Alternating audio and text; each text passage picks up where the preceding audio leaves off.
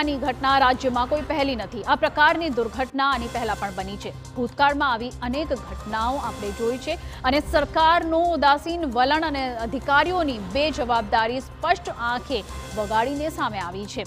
Morbi bridge દુર્ઘટના બાદ રાજ્ય સરકારે હાઈકોર્ટમાં સોગંદનામું કર્યું હતું, જેમાં રાજ્ય સરકારે તમામ મહત્વના બ્રિજનું ઇન્સ્પેક્શન એક્ઝિક્યુટિવ એન્જિનિયરના કક્ષાના અધિકારી દ્વારા થશે તેવો સ્પષ્ટ ઉલ્લેખ પણ કર્યો હતો।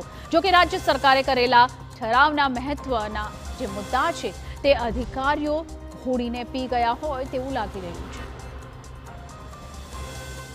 જે સંદર્ભે ગુજરાત સરકારે નક્કી કર્યું હતું કે મોન્સૂનના પહેલા અને મોન્સૂનના પછી દરેક પુલને ઇન્સ્પેક્ટ કરવામાં આવશે અને અગત્યની વાત જે આ પોલિસીની અંદર ટાંકવામાં આવી હતી એ હતી કે પુલને ઇન્સ્પેક્ટ જે સૌ પ્રથમ કરવામાં આવશે તે ડેપ્યુટી એન્જિનિયર કરશે અને ડેપ્યુટી એન્જિનિયરે આઈડેન્ટિફાઈ કરશે કે શું આ જે પુલ છે એ ભૂકંપ સહી શકે છે, ઓવરલોડની કેપેસિટી સહી શકે છે અને આ ઇન્સ્પેક્શન પછી આનો રિપોર્ટ એમના સિનિયર સમક્ષ મૂકવામાં આવશે અને જે સિનિયર એક્ઝિક્યુટિવ એન્જિનિયર છે એ આની ચકાસણી કરશે અને પછી જે જિમ્મેદાર વ્યક્તિઓ છે, જે જવાબદાર વ્યક્તિઓ છે તેમને બતાવવામાં આવશે કે પુલની અંદર શું વધારાની જરૂરત છે, શું સુધારાની જરૂરત છે અને આખી પોલિસી જે ગુજરાત સરકારે બનાવી હતી તે આરએનબી વિભાગની પોલિસીના અંદર એનો સમાવેશ કરવામાં આવ્યો હતો ને તે અનુલક્ષી આનું કાર્ય કરવાનું હતું।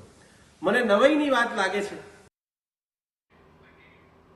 તો આપને જણાવી દઈએ કે મોરબી બ્રિજ દુર્ઘટના બાદ રાજ્ય સરકારે જે સોગંદનામું તૈયાર કર્યું હતું ત્યારબાદ રાજ્ય સરકારે જે ઠરાવ હાઈકોર્ટમાં કર્યો હતો તેમાં ક્યાં મુદ્દા હતા તે આપને જણાવી દઈએ। તો સોગંદનામું જે હતું તેમાં તે ખાલી નામનું જ હતું કે શું તે જોઈએ। બ્રિજનું ઇન્સ્પેક્શન ડેપ્યુટી એક્ઝિક્યુટિવ એન્જિનિયર કક્ષાના અધિકારી પાસે કરાવવામાં આવ્યું હતું અને તેમ પણ કહેવામાં આવ્યું હતું કે ઇન્સ્પેક્શન નિયત કરેલા ધારાધોરણ મુજબ હોવું જોઈએ। ઇન્સ્પેક્શન દરમિયાન કોઈ પણ ખામી હોય તો ઉપરી અધિકારીને જાણ કરવી અને સ્ટ્રક્ચરમાં જરૂરી ફેરબદલ કે તકેદારીના પગલાં લેવાના થાય તો ખાસ જાણ કરવામાં આવે। દરેક બ્રિજ માટે એક ખાસ સ્ટ્રક્ચર બનાવવામાં આવે અને ખાસ કરીને રજિસ્ટરમાં બ્રિજને લગતી તમામ માહિતી જોડવામાં આવે। આ તમામ બાબતો સોગંદનામામાં તેનો ઉલ્લેખ કરવામાં આવ્યો હતો। મોરબી દુર્ઘટના બાદ સરકારે કોર્ટમાં કરેલું સોગંદનામું શું ફક્ત નામ પૂરતું જ હતું? બ્રિજની સુરક્ષાના મોટા દાવા કરાયા હતા પણ વાસ્તવિકતા કંઈક જુદી જ જણાતી હતી। ત્યારે આ દુર્ઘટના બાદ પણ શું સરકાર પોતાની શાખ બચાવવા ફરી સોગંદનામું કરશે કે નક્કર કાર્યવાહી કરશે?